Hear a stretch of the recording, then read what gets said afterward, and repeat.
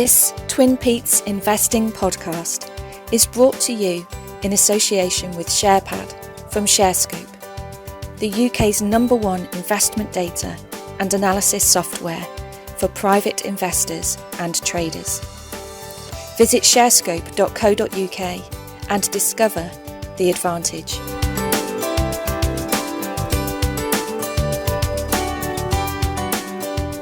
Hello and welcome to TwinPetes Investing.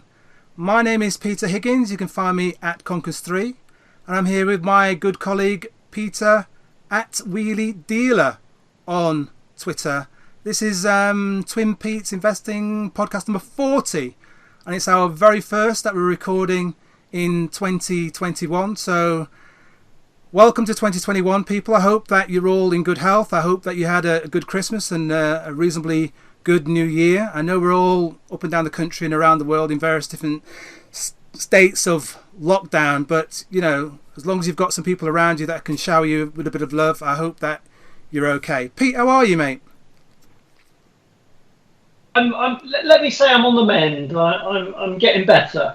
I've still got some issues, but things are heading the right way, and you know, I think there might be a path forward, so that's good news. Good. And talking of paths forward, we've got a young man. I say young man because, as all the listeners will know, that Pete and I are quite ancient fellows. We've got young man. We've got a young man by the name of Ryan with us later on. His Twitter handle is I'll Get You Gadget. He's going to join us later on because he's the person that we chose, if you will recall, to be our guest on our first show of the year. So Ryan's going to join us later. He's going to tell us a little bit about himself and his journey so far as an investor. So looking forward to doing that a bit later on. So that's something for you guys and ladies and gents, wherever you are in the world, to have a listen to a bit later on. I wanted to start this podcast really because, as you ladies and gents will know, I'm quite passionate about what I do in the community and what I do regarding charities and so on and so on and so forth. And prior to Christmas, Pete and I mentioned about a charity that we'd been supporting, and somebody very graciously, one of our followers, Steve Holsworth at S Holsworth on Twitter, had said, "Oh, is there a charity that I could make a donation to?" And we were like, "Wow, Steve, brilliant, fantastic, mate!" So we chose the Menphys charity before Christmas, and several of our followers donated monies to this charity. And as you all know, regarding the situation that's going on at the moment, lots of charities are really struggling because A, they can't do the work that they're doing, and B, the funding is not available to them because all the other companies that normally would fund them are struggling financially themselves. So I spoke to the charity Menphys charity, which is based in Leicestershire. I spoke to them at Christmas, and they'd done phenomenally well. They'd put out, you know, thousands of gifts and helped loads of children. And I said to them, you know, would it be possible for us to support you a bit more and have you maybe as a charity that we support via the TwinPetes podcast? And they were like, "Oh, Pete, that's brilliant. It's brilliant, mate. You know, yeah, we'll sort that out." So one of the things that I want to share with you, ladies and gents, is that for 2021, Pete and I have chosen to support the Menphys charity of Leicestershire. And in order to support this charity, as and when you wish to, all you would need to do, and I'll mention this again at the end as well, is text PETES3, that's PETES 3, to 70085, and then you can decide how much you want to donate to that charity, and you can do that whenever you want. Additionally, the TwinPetes podcast is going to have a Just Giving page, and that's going to be at justgiving.com, fundraising, TwinPetes Challenge. You might get the hint there. TwinPetes Challenge, yeah? Some people? Twin Peaks? Yeah, all right. So we're going to have our own page and our own text number for any of you, ladies and gents, as and when you want to make a donation and support a charity which supports disabled children and their families, etc., etc. So thank you ever so much. Right, back down to business, Pete. Let's talk about the markets and what's been going on, mate. Yeah, well, a couple of things before that. Firstly, brilliant on the charity. I think it's fantastic. Can we just stress that it's entirely up to listeners? You know, you don't have to contribute to it if you don't want to. I understand that. It's not a problem. If you want to give some money to it, you know, if you're given a fiver or whatever you want to give, just do it, yeah? Anyway, right. First thing I wanted to mention was I intended to mention it on the last one, TPI 39, but I forgot all about it. That was that on TPI 38, I was talking about the Blue Whale Fund, and I was rather puzzled because it seemed to have like 50% of its assets of the fund in Adobe ADBE, American big tech stock. I was completely wrong on that, and thankfully loads of people on Twitter put me straight on that, so that's brilliant. Thanks, Jason, Tech Trader, at Tech Trader particularly. Looking into it, it seems like they've got about 7% of the fund in Adobe, which is fine. And but it's more the general point that whenever you invest in any fund, it's always worth looking to see what's under the bonnet, see what they're invested in, see what they've got. I mean, Blue Whale is a very good fund from what I understand. So that I just wanted to set a record straight.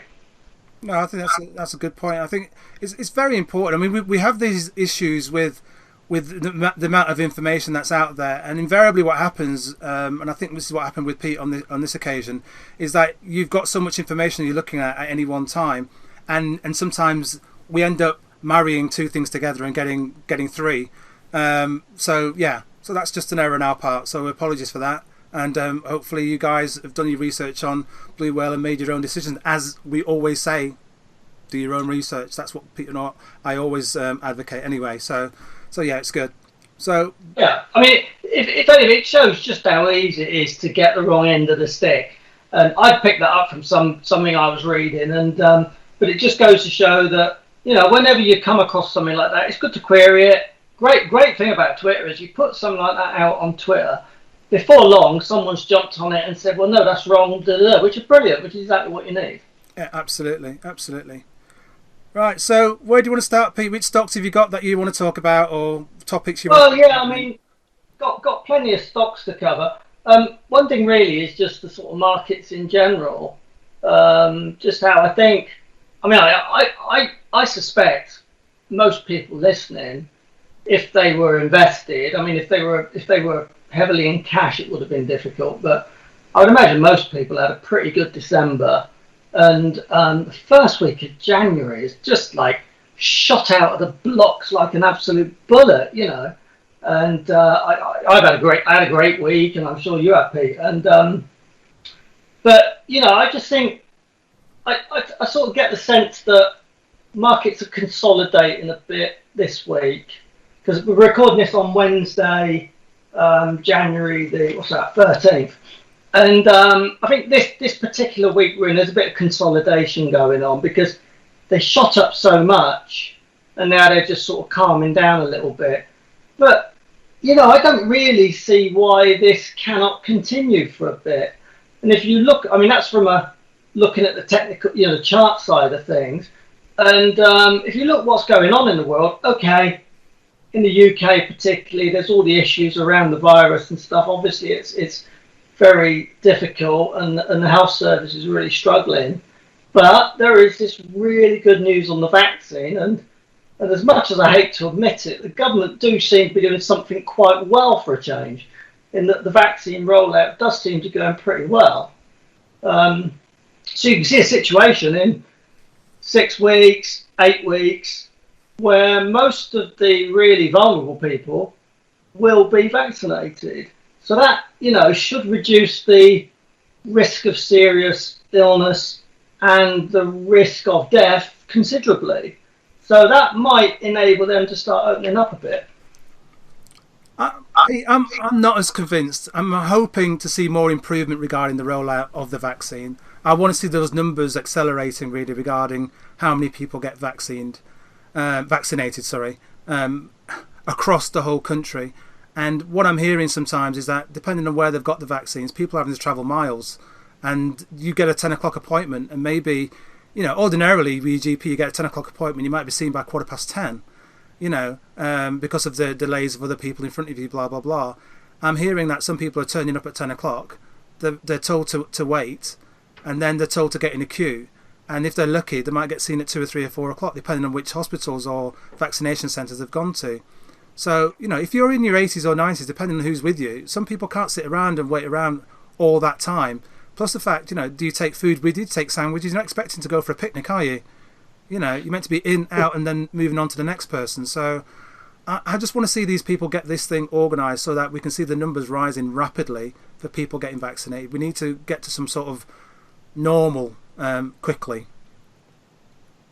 It did sort of cross my mind that why you're asking all these 70, 80, 90-year-old vulnerable people to queue in the cold outside. Yeah.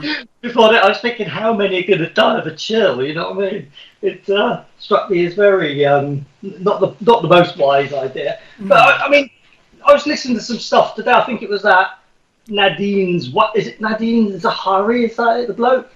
The vaccines minister? I think that's his name.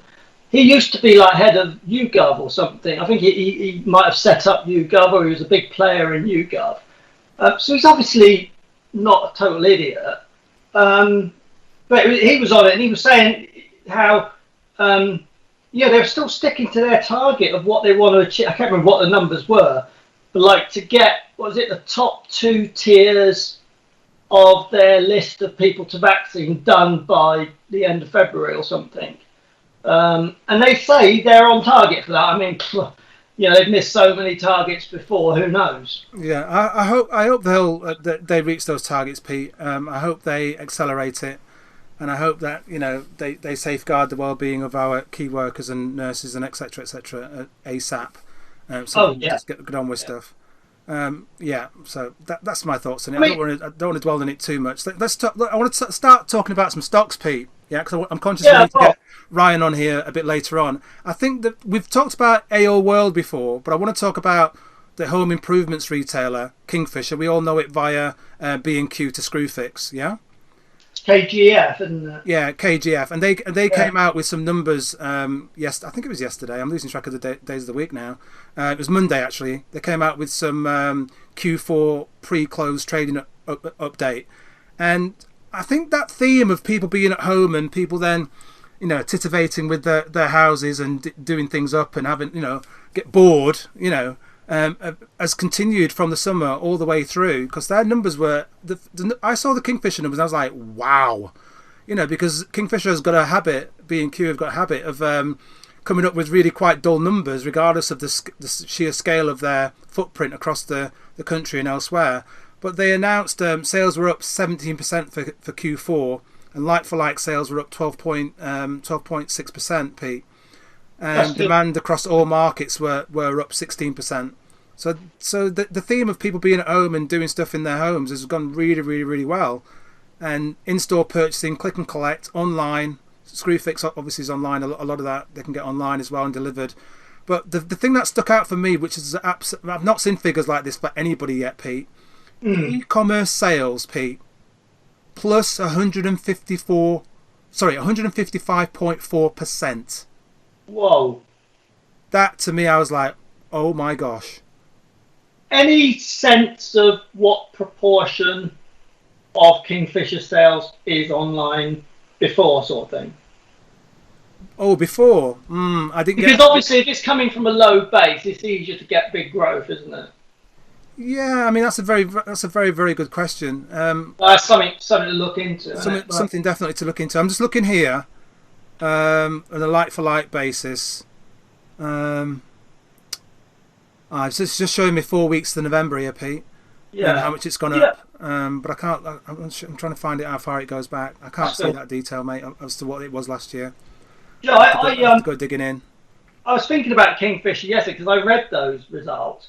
And I was thinking about it, and if you think back, like 30 years or 30 years probably, thinking about it, can you remember Kingfisher, B&Q, B&Q was a really dynamic growth business, wasn't it? Do you remember when it was like hardware shops up until that point have been like little individual things? Yes. And all of a sudden there's like B&Q came along, and it was like these big superstores with everything in it, and they absolutely boomed, and then they sort of like, did they get taken? They got took over by was it Woolworths? Were in with Kingfisher, weren't they? at one time, yeah, and they sort of lost their way, didn't they? But it feels like the pandemic is giving them the opportunity to reinvigorate, sort of thing. I don't remember the Woolworths bit, mate. That's a bit beyond my time. I'm not sure if that's true. No. It was B&Q as a standalone thing, yeah. Yeah. And Kingfisher was like the bigger group. Right. And Kingfisher had Woolworths. Okay. I don't know. Pretty sure it did. I might be wrong. I'm pretty sure. For me, it's the fact that their online sales is rapidly growing. They've been working on that for ages. They had, they went into to France and they went into Europe, and it was always holding it back. And I think, they streamlined some of their businesses, although they're all over Europe at the minute. But they seem to be growing, Pete. They seem to be comfortable with what they're doing, and people are buying stuff digitally online and click and collect. And they seem to be in a really, really sweet spot. How that will change after we get out of all this lockdown, I don't know, but they seem to be doing well and doing things efficiently. Over the course of the last 12 months, the shares are up just under 30%, and they've done well over the last couple of months as well. So, from a low, they've done exceptionally well, mate. I think people will be pleased with that. It's another one of those that people wouldn't have expected to do well. I think it's another one like we mentioned Whole Foods doing well before, haven't we, in a retail? Yeah. And, as we know, most retailers are struggling, So they're one of the winners.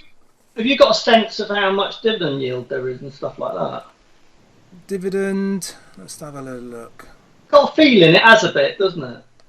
Yeah, I think they do. I think it's one of those ones that because they've been throwing off a lot of cash, they sorted it out. But I'll have to double check. 1 second. Okay.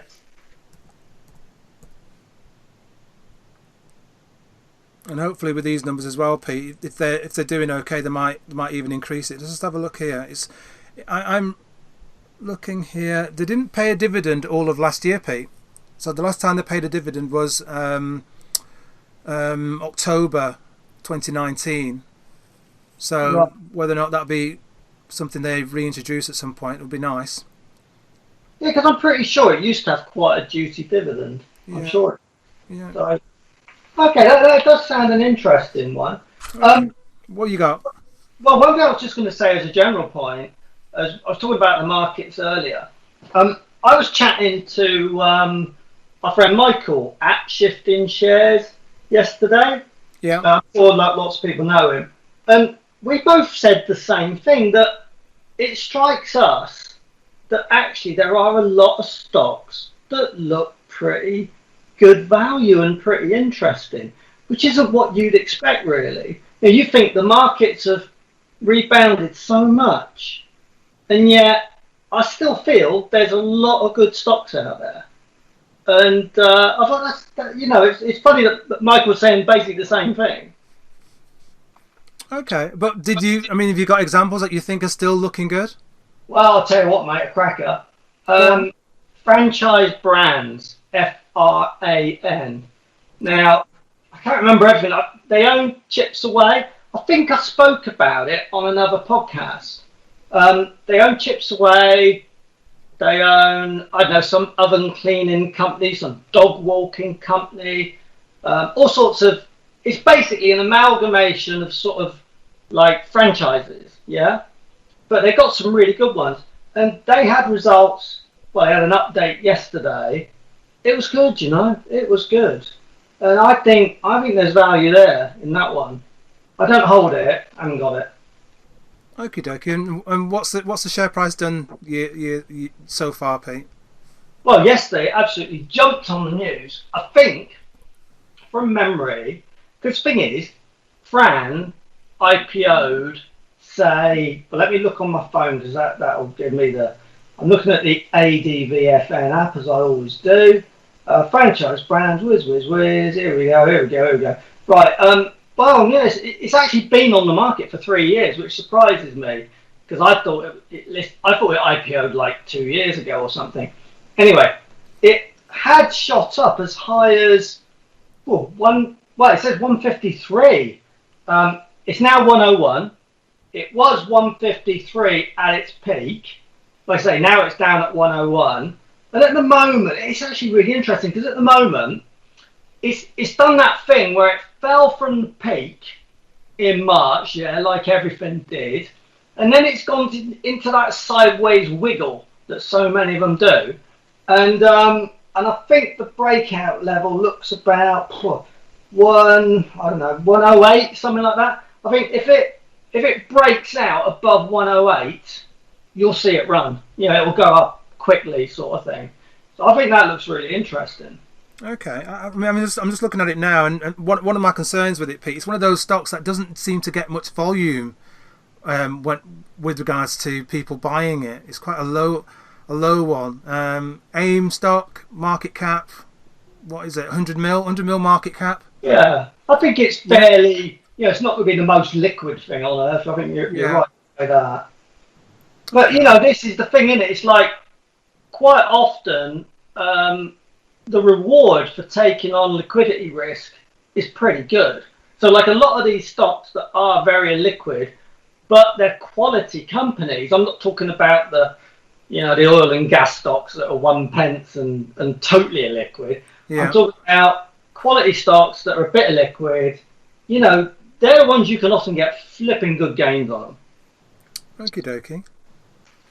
Yeah, I mean that sounds just like you as well, mate. Because one of the brands that you talked about, the dog walking brand, is called Barking Mad. So that's right up Barking Mad. I love that. That's such a cool name. Barking Mad. That sums up the TwinPetes podcast. Absolutely. Yeah. Talking about Barking Mad, Pete, should we bring our guest on and just crack on with that? What, are you saying our guest is Barking Mad? No, I'm saying he's barking mad to come on here with us. That's what I'm saying. That's a fair point. Bring him on. Bring him on. Okay. Ryan, are you there, mate? Hello, guys. Hello, Ryan. How you doing, fella? Thank you for having me on the podcast. It's a great honour to feature on a show that I love. So thank you. No, thank you for gracing us with your question, mate, that you gave us back in it's a couple of weeks back now, isn't it, mate? Yeah. I was very surprised to be picked out. Unfortunately, I'm not from the exotic location that you were looking for, just up the road. But no, that's great, mate. I mean, for us, the key was the fact that you were looking to grow your portfolio, extend stuff to be able to benefit your family and all the rest of it, mate. That was the key to us. It had a hint of mindfulness and taking it slowly, and you finished it off with a nice bit of compounding bro, which sealed the deal for us. You know what I mean? So it's brilliant to have you on the show, mate. First and foremost, let's just tell everybody where your Twitter handle is at I'll Get You Gadget, and it's rbiggs at I'll Get You Gadget on Twitter. So people, you can be able to follow Ryan's journey going forward. So Ryan, first and foremost, just tell us a little bit about yourself, mate. Sure. Okay. Well, my job's kind of a data analyst, so I guess that kind of lends itself to investing quite well. I'm in my mid-30s. I'm married. I've got 2 young children, and as I alluded to, I'm born in Yorkshire. I've always lived in Yorkshire, now near Leeds. Okay, well, I'm not going to hold that against you, mate. I was brought up in Lancashire down the road from you, so the War of the Roses will be nice to each other on this podcast, yeah? Sure. Right, so you've got 2 little ones. How old are they? They're 6 and 8. So you've been doing a bit of schooling as well? There's been some hard yards in the last few weeks, as it was back in March. Homeschooling both of them, very energetic. So yeah, it's been tough, but we're getting there. Cool. Well, I've been having to do some of that as well, mate, with my my little boss. She's 13 and she doesn't like me as a teacher because I'm quite firm and disciplined, and we only have fun once the lesson's finished. So yeah, she's like, oh, I want to go back to school in a heartbeat, Dad. You know what I mean? So yeah, I feel your pain, mate. I feel your pain. Now, tell us a bit about how long you've been investing, Ryan, and what first attracted you to it. So yeah, it's about 5 years now, but it's probably only in the last few years that I'd say I've kind of got more serious into it. I still work full time, but sort of none of my jobs have really sort of fascinated me or taken off in any way. And I read an FT article about, it sounds kind of silly, but I think this is what sparked me to get into it. It was about how to become an ISA millionaire, of which there are many in the UK from when they originally started. I think they had a different name back then. And And so I started to play around in Excel, and discovered the magic of compounding.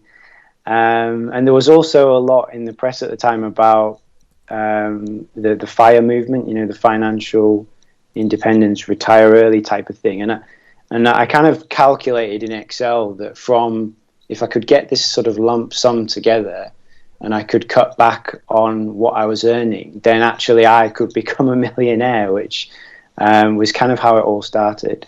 That's brilliant, mate. I mean, this is the thing about having the foresight, in a sense of, what do I want to do? I want to put some money away. What do I want to do? Well, I've read this article, and if I wanted to be a millionaire, this is what I need to do. And the younger you start, as it would have said to you, you put this amount away, and if you get 7% or 8%, then you can compound it, and then you can get to being a millionaire. What it was called before ISAs was PEPs. Have you heard that term, PEPs? Yeah, that's right. Yeah. And one of the other things I'd recommended for you to read is the book called Free Capital: How 12 Private Investors Became Millionaires, and they're about ISA millionaires.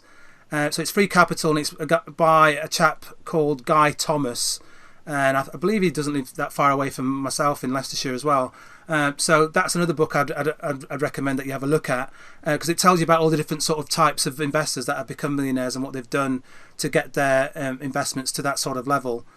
So yeah, that's really, really good that you've considered all those things. You've already got it on a spreadsheet and Excel'd it and all the rest of it. So what was your first investment that you made then, Ryan? Do you recall that? I did look this up. It was a bit of a shocker, actually. It was about £500 worth of RBS shares. Was the first actual purchase, which have not done very well. But obviously I don't still hold them now. But that was actually the first purchase. Okay. Do you recall the reasons why, or did you have a diary, or did you put anything down as to why you had gone to that particular share first? No, I mean, the first idea was just to kind of probably pick some fairly solid sort of stalwarts together, just to build up. So right now, I guess I've got a large range of stocks and styles, but the initial idea was to kind of put in some kind of compounders, solid companies, because I was scared of losing my capital. Absolutely.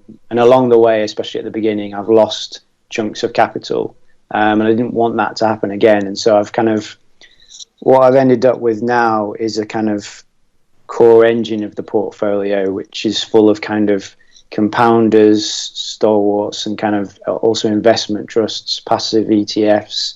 They're kind of like my engine room. And then around that, I've got some growth stocks. I've got some mining turnaround type stocks, which are significantly more risk, but obviously more reward. But it's taken me a long time to sort of learn about those different styles and build this up. I think that's a really, really good strategy to have, mate. And you've blended it together, and you've got, like you say, a spine running through your portfolio and bits and pieces on the outside. What are your thoughts, Pete? Well, I mean, I love hearing stories like this, because it's funny how so many people's journeys are so similar. I'm pretty sure that there's not a huge difference between what Ryan's done and what I've done, what I did. The obvious difference is I'm a bit younger I'm a bit older than Ryan, obviously. But it's amazing how many people have this same journey. Ryan, you seem to have quite a few positions. How many stocks do you think you're holding? So I think I've got not too many. I've got about 17 positions in the portfolio. Well, that's quite focused then, isn't it? Yeah, I'm trying not to let it get any bigger. I think there's lots of debates one way or the other, but I think a fairly tight portfolio of sort of 10 to 20 stocks, there's a lot of success I've seen people have with that. So I don't want to sort of dilute any further in that. But I do have like investment trusts and ETFs, which sort of expose me to kind of large themes outside of the UK.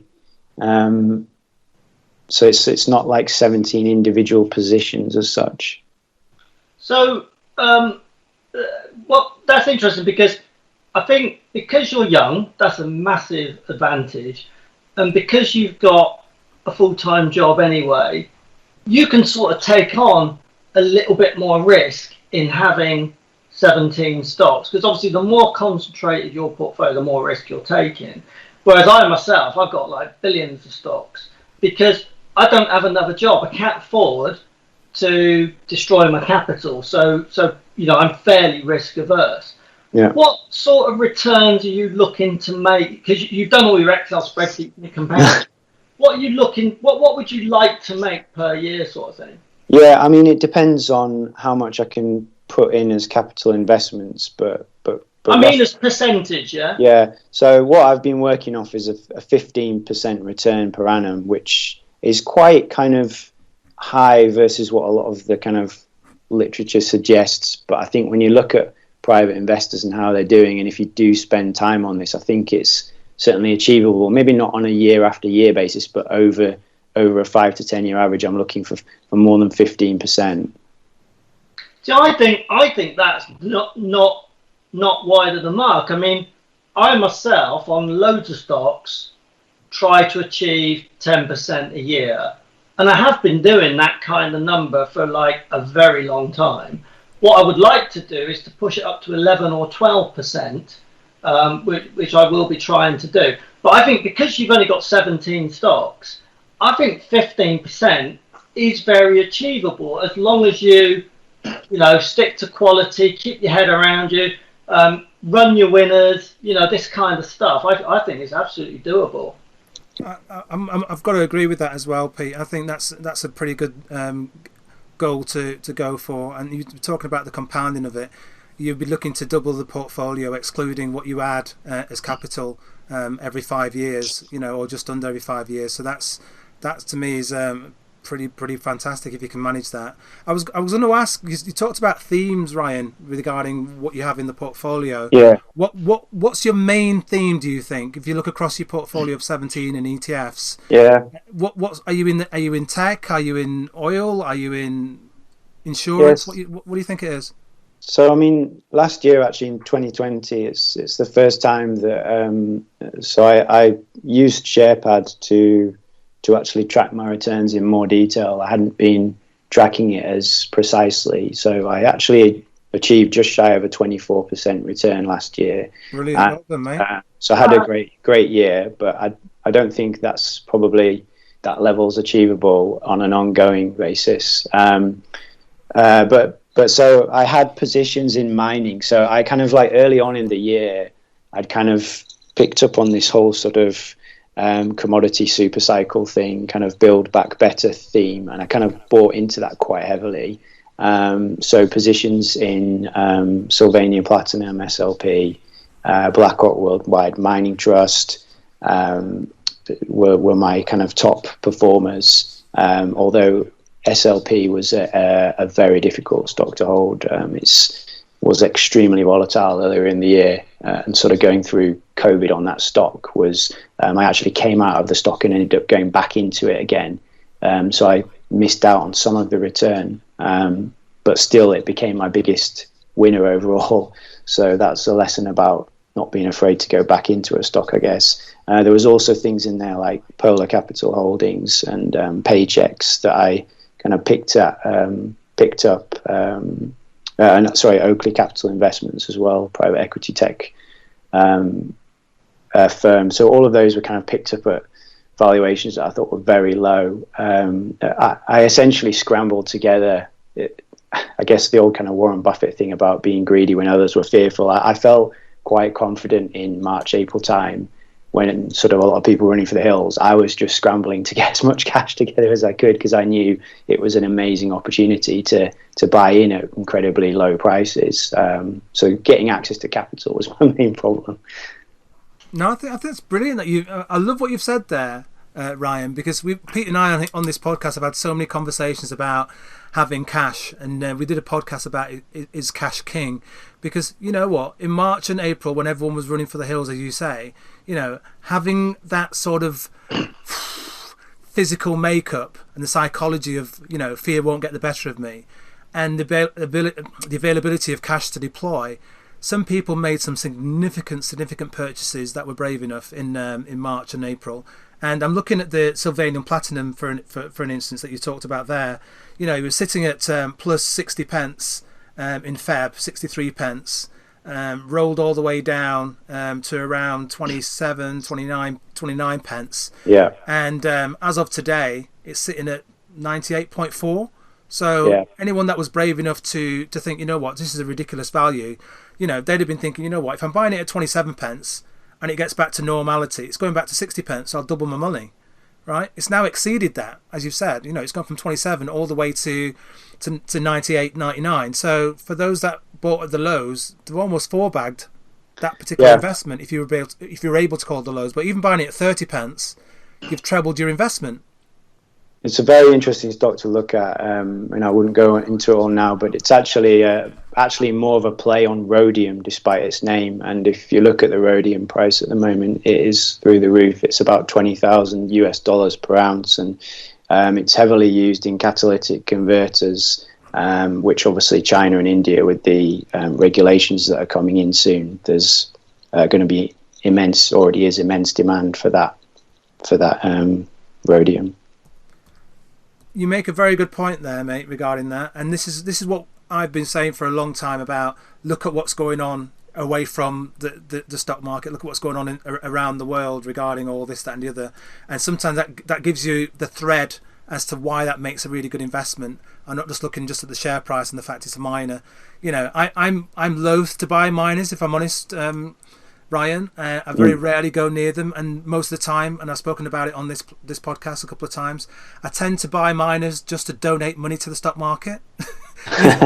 because it's not my expertise. So it's great to hear that you know this particular company well, and you know why. And it's about buying a company, knowing why you're buying it, and not being fearful of the fact that it's in a particular sector. Because I think the last thing I was reading somewhere was people going around trying to steal catalytic converters from under people's cars. That's right, for the rare minerals that are involved in that. And you know, obviously one of them is rhodium, but people were just jacking people's cars up and taking the catalytic converters off, weren't they? Yeah, that's exactly correct, because of that value. Crazy. So what else have you got in your portfolio then, mate, that you want to share with us? So yeah, I mean, they're the main kind of individual stocks that are driven it. I've got kind of stalwarts in there. There's some kind of Aviva, there's some British American Tobacco. There's just stuff that everyone will have heard of that I think kind of steady the ship whilst I'm doing riskier things around the outside. There's some ETFs in there, like I've got one by the ticker IHCU. So that's just basically the top 50 healthcare companies in the US. And if you look at kind of the 5-year track record of that, I think it's something like a 13% annualized return. So it's just really lazy investing. It's just basically saying, look, healthcare is not my area of expertise, but I'm just going to cover all these companies off. And I don't think it's ever lost any money in the last 5 or 6 years. As far back as the history goes in SharePad, it's just kind of consistently returned money. I think it's a good theme to play. It's undervalued because of the political kind of turmoil in the US, and it'll probably come back, I think, as well. So there's this kind of just some sort of safe plays in there. I also think emerging markets and the kind of the weaker dollar was another theme that I picked up on. So back in kind of, I think, April, May time, I took a position in JP Morgan emerging markets. That's done really well as well. Mate, you've rolled off some ETFs there and some stocks that I've not got my eye on. I want to go back to the IHCU one, which you've said there. Yeah. IHCU, IHCU, and I've just pulled it up here now, and you're absolutely spot on. 5 years annualized total returns, because I like the total returns bit where you add the dividends in there. 14.52%, mate, for 5 years annualized. That's pretty awesome. And Pete and I like the healthcare pharma strand. We've got AstraZeneca, which we talk about too much on this podcast, so it's great to hear of an ETF, like you say, the lazy investing, which suits Pete. Pete loves anything to do with lazy, mate, you know. So if you can get away with just buying and forgetting and leaving it alone, he loves that, because obviously it reduces the cost as well. Why do you keep buying and selling, you know? reduce your cost. It's very low cost, and I think if I could find more things like that in the portfolio, I would, because I don't have the time to research 17 individual stocks, maybe only sort of 6 or 7. So that's why I kind of using investment trusts. I think this podcast is brilliant, and we go into so many things on it. But investment trusts and ETFs, I think, should form a big part of everyone's portfolio, and advise people listening to look at them, because they spread your risk, they reduce that volatility, and they can, they can allow you to, say, play a theme in Japan or whatever in an area that you just never be able to fully understand because of the kind of language barriers and different cultural setup over there. So it allows you to kind of have a door to something else and really diversify and not be totally hinged on the UK market. That's a very, very good point, mate. I think that the beauty of all of that is about diversification in the portfolio as well, and as you've touched on, the lowering of the cost. So yeah, that's a very, very good point. Well, very, very well made. I wanted to go back, Ryan, if I may. I wanted to ask you, because I've got this thing about female investors and female leaders overall. When it go into turnaround situation or trying to address things, I've got a fondness for female leaders going into companies and really shaking things up. And most of the time they do exceptionally well. Yeah. And you've got Amanda Blanc, that's gone in as CEO of Aviva, and she's started off and she's on fire, mate. Yeah. You know? And the share price has been really, really good for you. Yeah, no, I mean, that's a fairly recent holding that I've put in. Just kind of, I think it's a good steady holding. I think it's going to do well over the kind of coming 12 to 24 months. And there was actually an article in the FT today talking about the kind of their green agenda and almost exactly what you just said there. Her shaking things up, bringing new people in. So I'd advise people to sort of have a read of that today if they're thinking about Aviva. Yeah, it could be a good compounder for you going forward, mate, because we're going to start paying up the dividend. Is that one that you hold, Pete, Aviva?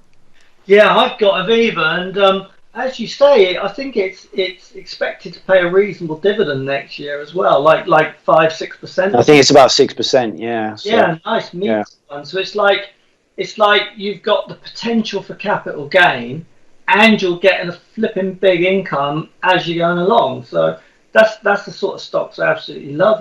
Brilliant. No, also goes Legal and General's in the same ballpark. That's appreciated quite a lot recently, whereas Aviva sort of hasn't caught up yet. So I think there's a bit, if you were looking at those two, I think there's a bit more to go on with Aviva as well. Yeah, I think Aviva's more the recovery play, isn't it? Because it sort of had problems, whereas Algen didn't. To an extent. Brian, I was absolutely so impressed that you've been investing for 5 years, and in 5 years you won't have gone through the big kind of sell-off that we had back in March last year. So I'm so impressed that you had the foresight and the calmness and the good sense to get hold of some cash. Well, Brian, how did you do it? Yeah, I give a shout out here actually. So it's not a plug or anything, but I've been a member for a while of a guy's site called John Rosier, John's Investment Chronicle. Yeah. And I kind of, my style's different to his. We've drifted different ways, I think, over time, but I still remain a member. And it's just, when I was a new investor, his diaries were just invaluable. So he just literally writes his thoughts down every few days, and you can get into the head of somebody who's lived through all this, experienced all this before.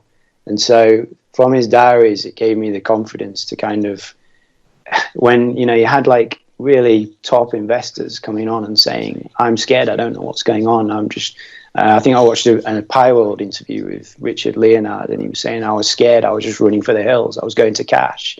And sort of people like John were quite bullish all the way through, and they were like, we've been here before, and this is what this type of bear market looked like, this is what I think the recovery is going to be, and laying out different kind of scenarios.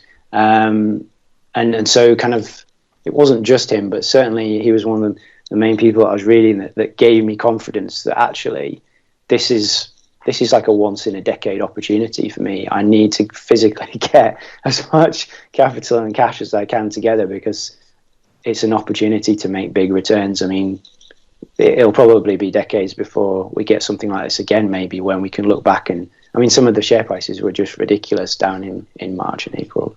Oh yeah, some crazy prices. John, is he at JIC or something? Yes. Yeah, I'm not sure what the full name is, but JIC, and it's called John's Investment Chronicle. And yeah, no, I know John well, so that's well. Great that you have found his thing useful. He writes an Investors Chronicle. He has a 2-page thing. That's right. Yes. In there, like once a month. So that's fantastic. What's your thoughts on the whole sort of psychology thing? Because you know, again, because of what you managed to achieve last year, you clearly had some kind of handle on the psychology side. Have you got any sort of like comments around that, really, and just in a wider context, really? Yeah, I mean, obviously, I think trading less comes out as a key theme. Over trading has been a problem for me in the past. Something that I'm trying to reduce on. I'm big on that. I mean, I just see it time and time again. Where I look at stocks that I sold at £1 and now they're 20 quid, and I think, what an idiot am I? Yeah, over trading and yeah, I think that's a big one. Position size was a problem for me as well that I've kind of now rectified. So what are you doing now with it then, and what was not working? So I actually pre-corona had a very even smaller focused portfolio, and I was very heavy on, for instance, SLP, because I was so confident on that, maybe overconfident. I just knew it was going to be big, and yes, it has been. But I was so confident in that I was kind of up to about maybe somewhere between a 30 to 35% position. That's a lot. Yeah, and when it started going sideways, psychologically, I felt that I was stressed. I was, sleepless nights, as you say, all that kind of stuff. Yeah. And I don't want that again. So I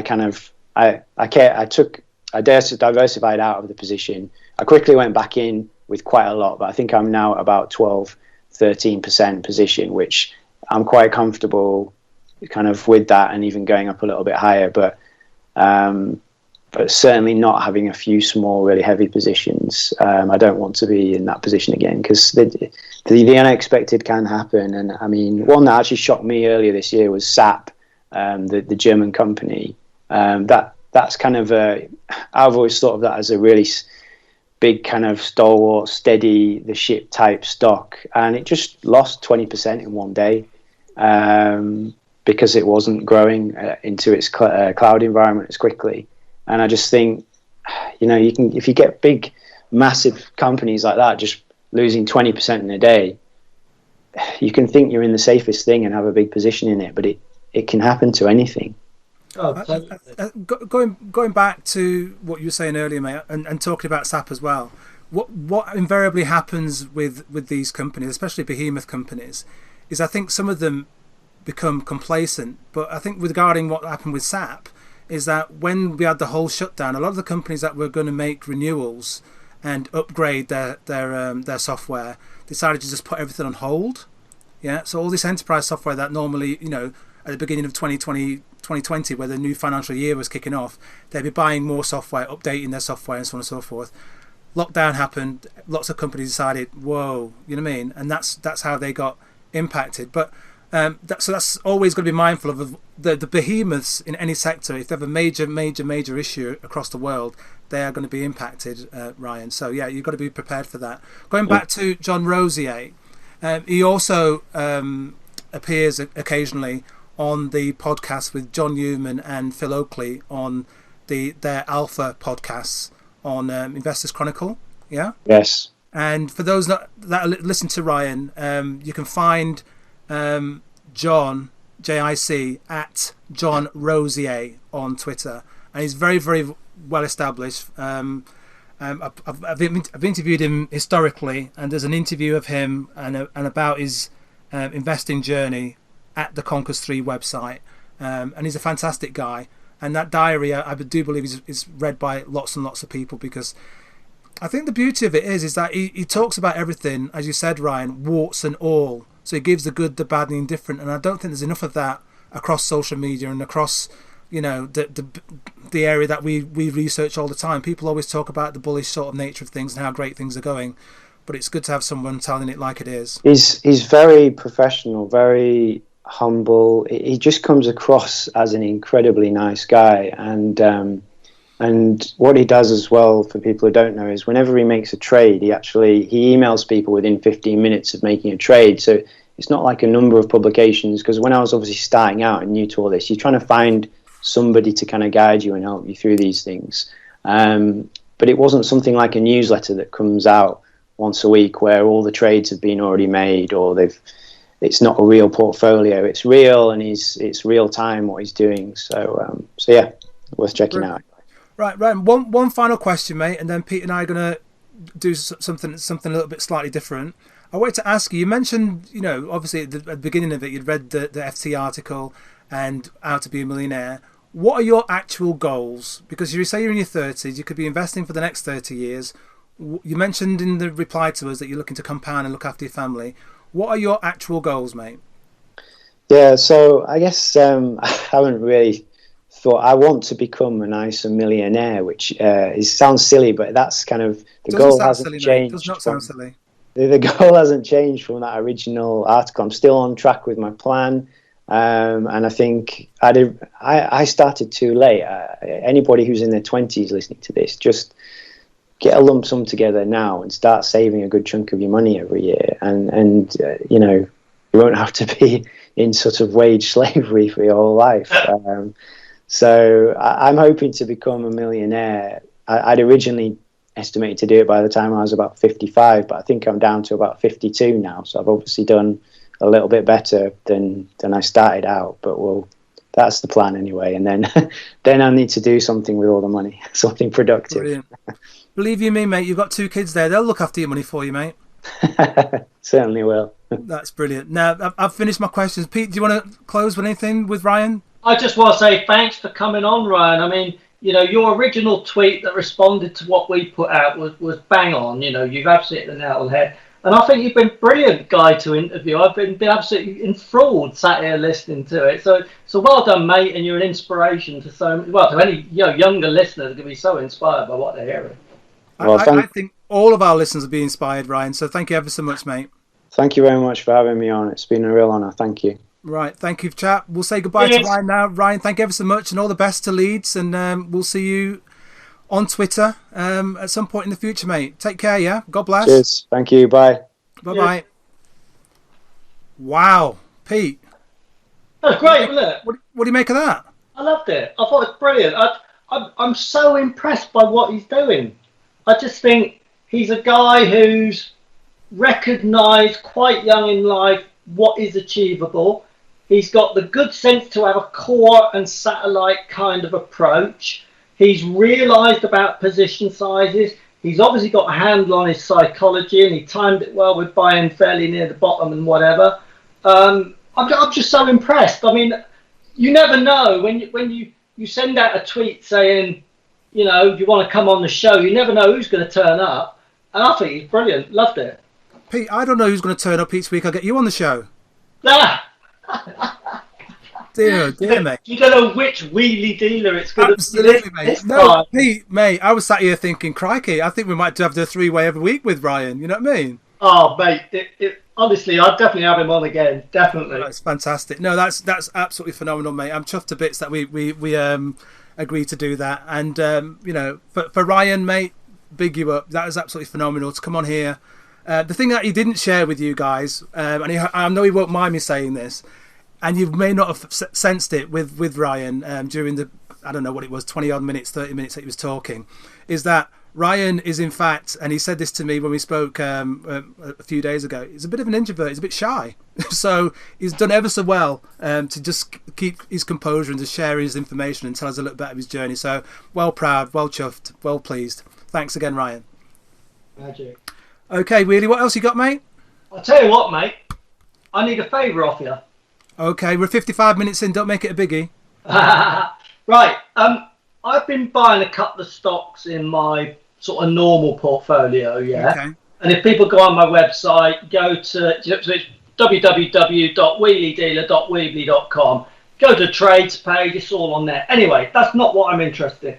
What I want to ask you about, Pete, is what do you think of Morrison's, the supermarket, MRW, as a possible stock to park in my income portfolio, as something that I can just stick in there, not worry about, over the years, hopefully it would just plonk me a little bit of dividend, sort of 4% a year kind of thing going forward, and the capital shouldn't be too at risk. What's your thoughts on it, mate? You've got a really bad habit of picking out stocks that I know something about, Pete. And you know something about. And I'm going to be open and candid with people now that you've touched on this, because this is completely unrehearsed. I hold that stock, Pete, and it's not one I was going to disclose for some time.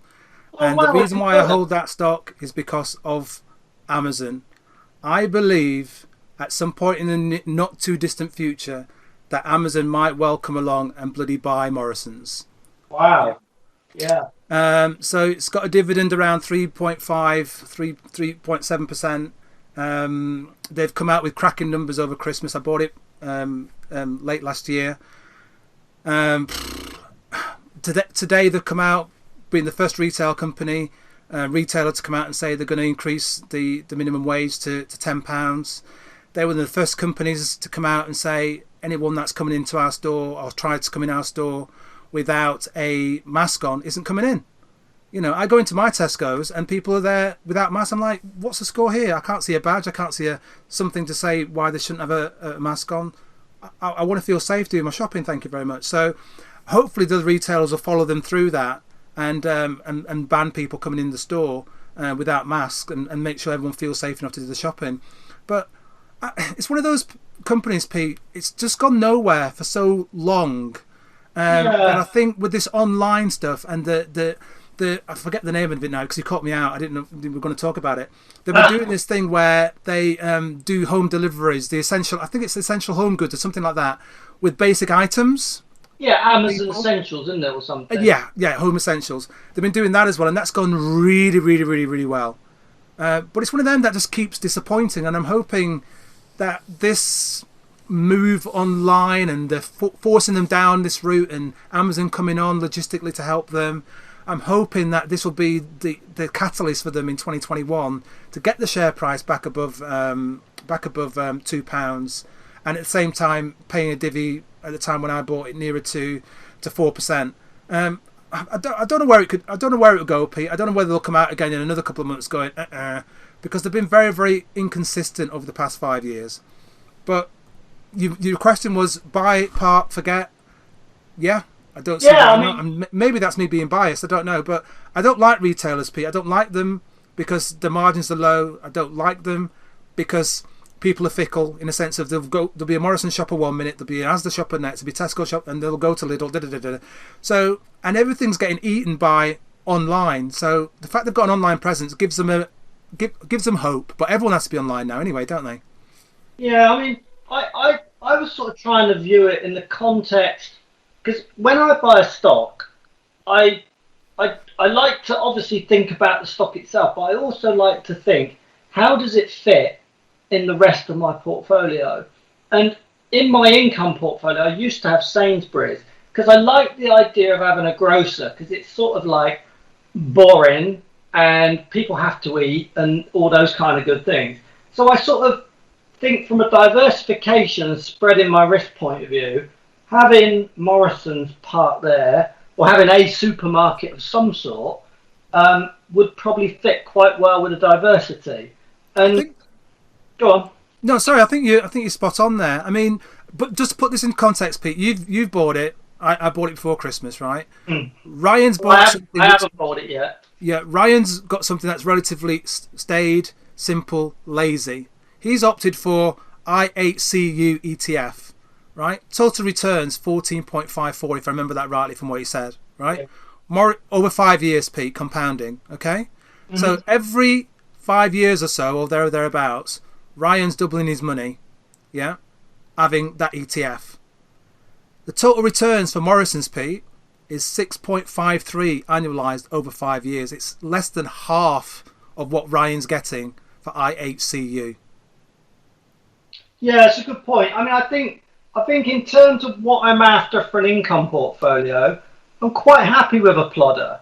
You know, I'm not looking for something that's going to shoot the lights out. And bear in mind, I've got WWH, Worldwide Healthcare. I've also got GSK. I've also got AZN. I've also got Clinigen. So, you know, I've got a lot of healthcare anyway. Ah, so you've got a slot, and you want a slot for retail, mate. That's what you're looking for.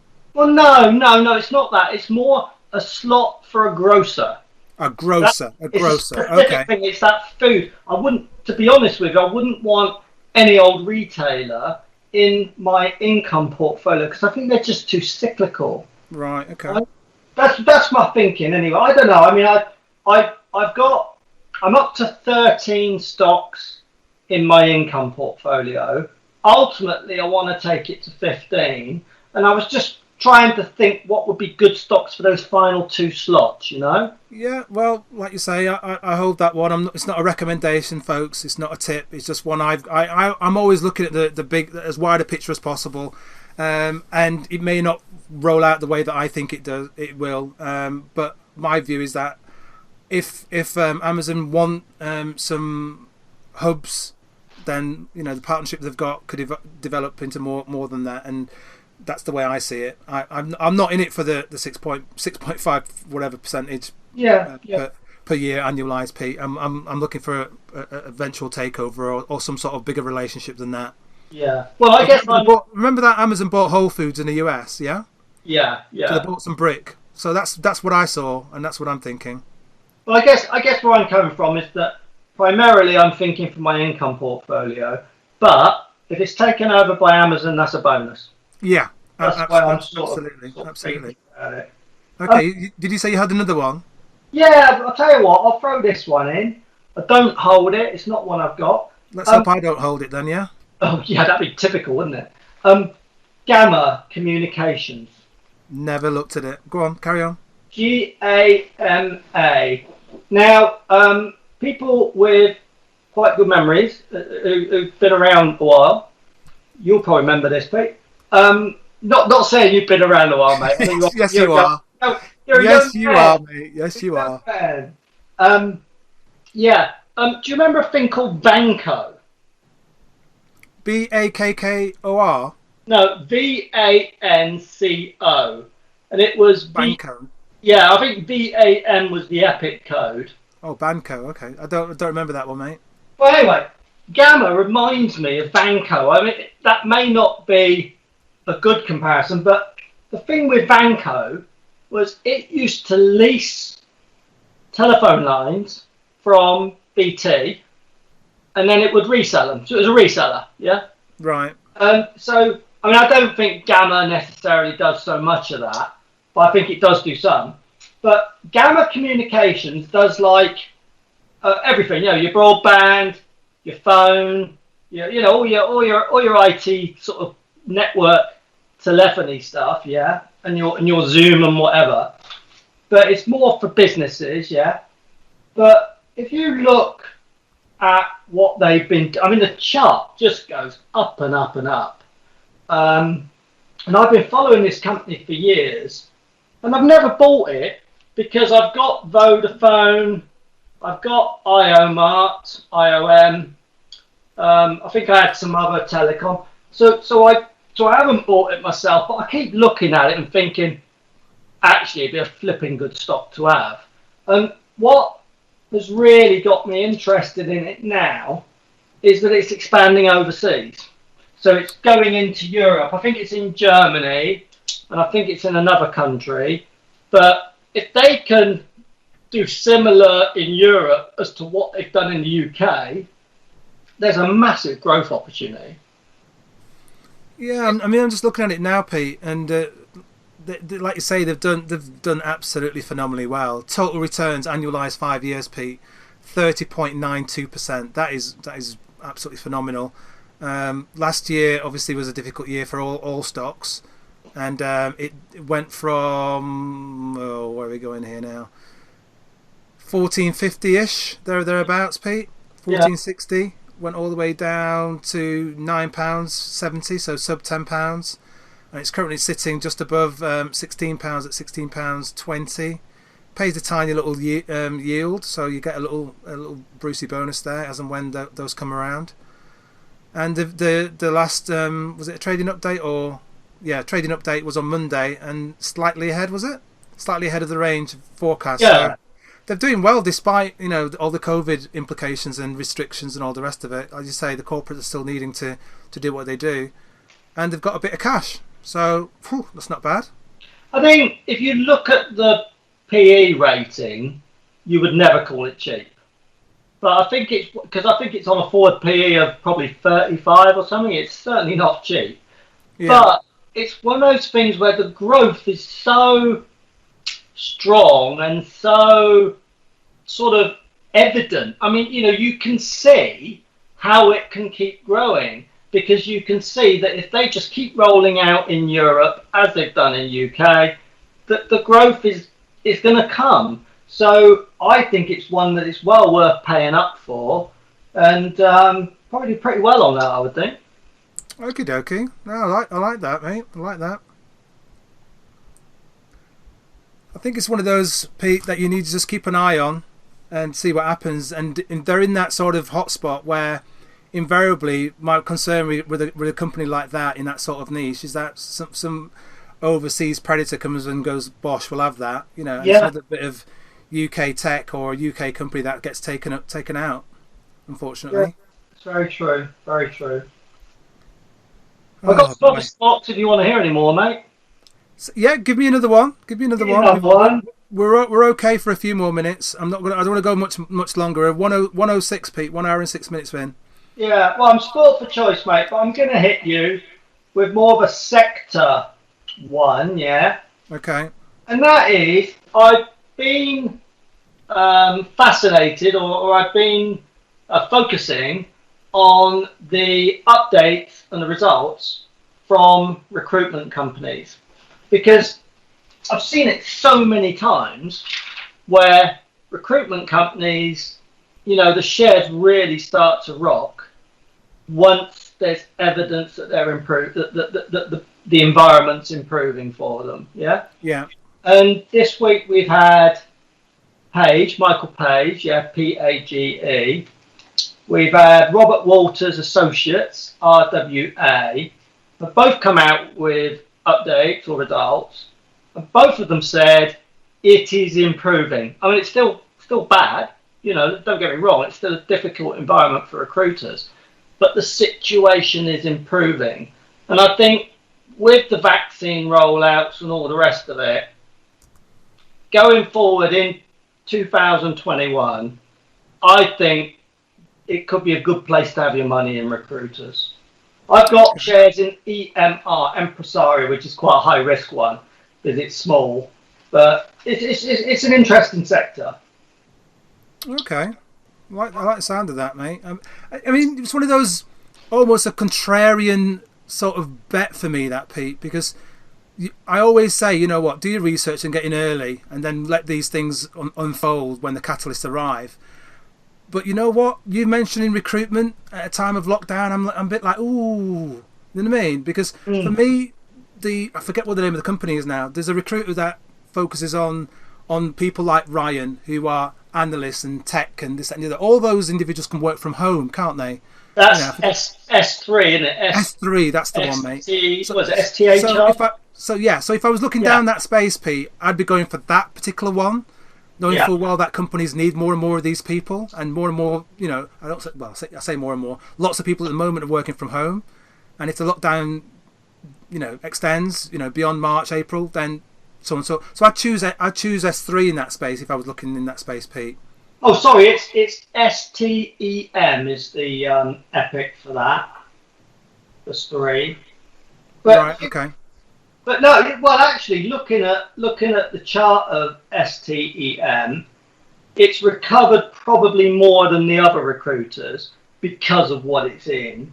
But again, it's some way off its peak, and it's always struck me as a very well run business. STEM, I've always liked that one. Yeah, I mean, they've chosen that particular ticker symbol, Pete, because what it means is science, technology, engineering, and mathematics is what they're trying to educate kids on, and those principles. So they've got more technically focused adults going forward, and not engineers, as you know, the old school engineers and the old school woodworky type people. So it's more tech. So it'll be engineering technology sort of definitions, if you know what I mean. So that's I love the fact they've chosen that ticker symbol actually. The STEM subjects. STEM, STEM subjects. On the thing with the recruiters, it's like they are the super cyclicals. So when economies go smelly, they're the type of stocks that get absolutely butchered, along with things like marketing, yeah? But equally, when things start to get better, they're going to recover fast. So you can sort of, you can play both ends of that. If you could short when there's a problem coming, like we had in, earlier in March 2020. But obviously you can also catch the rebound. But the thing to remember is that they're cyclical. So they're not really a stock to buy and hold. It's almost like you've got to buy it, get a nice profit, get out. Yeah, I'd agree with that, mate. I'd agree with that. I want to throw in a random stock before we close, Pete. And people seem to like me throwing these randoms straight out the window. And it's a company called TWLO, Pete. Have you ever heard of TWLO? TWLO, yeah. TWLO, have you made that up? Oh, it's the name, mate. It's the name. The ticker symbol is $, obviously it's a US stock, TWLO. And it's a cloud computing company, essentially. And cloud communications platform, software as a service based in San Francisco, allows software developers to programmatically make and receive phone calls and send text messages and perform other communication functions using its web services. And over the past, it had a phenomenal 2020. It was up over 200%, and year to date it's up 9% thus far. Got a market cap of 56 billion, so it's quite a large tech company in the US. I'm sure if we had Ryan still with us, he'd tell us all about that particular stock, being a techie. But that's another one people might want to have a look at, and it's had a good run, so it's not one to chase, but definitely one worthwhile outside of the UK tech sphere to investigate and see what they're up to. So that's ticker symbol STWLO in the US market. Was it? It's dollar TWLO, yeah. Yeah, that's the one. Yeah. Now, Pete, I'm conscious we've been running 72 minutes, mate. So we need to wrap this one up, mate. What do you want to finish on? Well, sorry, can I just ask quickly? Is that like Zoom and like Loop then? No, very different. Okay. Well, mate, yeah. Well, we're I think we've pretty much covered it. I've had some questions asked me by people on Twitter, but we'll do them on the next one, yeah? Okie dokie. I want to wrap up with saying, ladies and gents, wherever you are in the world, thank you ever so much for listening to TwinPetes over the Christmas period. Pete and I had a very, very big surprise with regards to TwinPetes 39. We put it out with a view that, people are on the Christmas break. Bye-bye all. Year's break, and we probably won't get that many people listening to it. And we were caught by surprise, really, with regards to the analytics that we got for that particular podcast. It's been absolutely phenomenal, the numbers we've got for the listens for that. So we just wanted to say thank you ever so much for giving us your time, really, and for looking into the podcast, listening to the podcast.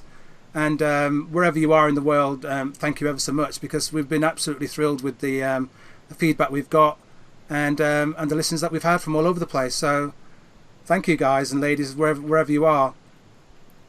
Absolutely. And just say, if you hit the subscribe button on whatever platform you're listening on, it's free to do. You'll know whenever there's any new episodes get released. Absolutely. Obviously, we've got most of our listeners over Christmas in the UK, but I wanted to give a shout out for the people that are listening to us in Ireland, Germany, Spain, United States, Czech Republic, Argentina, Finland, Jersey, France, Isle of Man, Thailand, Canada, Poland, Peru, Sweden, Pakistan, Portugal, Monaco, State of Bolivia, Austria, Kenya, Netherlands, Uruguay, Switzerland, Italy, Turkey, Chile, Denmark, Cyprus, Indonesia, Greece, Israel, Bulgaria, South Africa, Australia, Bhutan, United Emirates, Iran, Mauritius, Bahrain, Ukraine, and Saudi Arabia. Thank you all. Take care. God bless. And don't forget, if ever you want to donate to a charity, our charity is the Menphys charity. All you have to do is text 700. Let me just find the details here. 70085, and it's PETES3.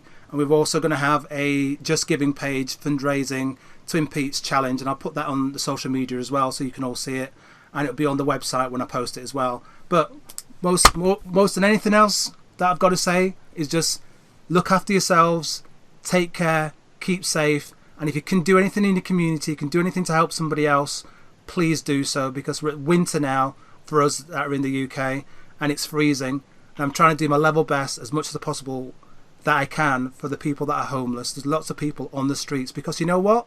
We had the first lockdown last year and they took all the homeless off the streets, and this year we've got lockdown again and they're not taking people off the streets, and there are lots of people in dire straits now because they're out in the cold. So that's my focus, and that's what I'm focusing on, and if you can do anything, please do so. Pete?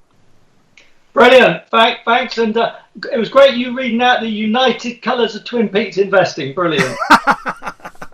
Yeah, I'm just so proud that we've got these people that are happy to listen to us, mate, wherever they are. So that's just what I wanted to shout out. Speak to you later. All right, everyone, take care. God bless. And above all, stay safe. This TwinPetes Investing podcast was brought to you in association with SharePad from ShareScope, the UK's #1 investment data and analysis software for private investors and traders. Visit sharescope.co.uk and discover the advantage.